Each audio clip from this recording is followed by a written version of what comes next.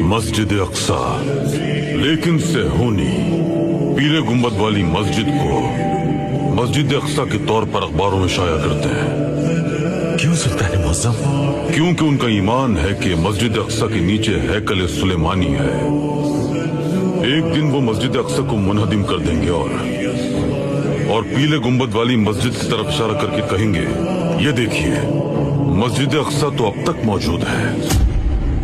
اور حقیقت میں بھی ایسا ہی ہے۔ اگر آپ گوگل پر سرچ کریں کہ مسجد اقصی تو آپ کو وہ یہ پیلے گنبد والی جو ہے ڈوم آف دا راک یہی دکھائے گا آپ کو وہ بلیک گنبد والی مسجد اقصی جو ریئل ہے وہ نہیں دکھائے گا۔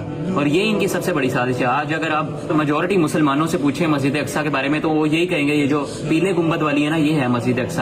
اصل میں یہ مسجد اقصی نہیں ہے، یہ جو بلیک گنبد والی ہے یہ مسجد اقصی ہے۔ یہودی اس تصویر کو ہر نیوز چینل پر اور پوری دنیا میں شائع کر رہے ہیں اس لیے تاکہ مسلمان بھول جائیں، مسلمانوں کو یہ علم ہی نہ رہے کہ مسجد اقصی ہے کون سی۔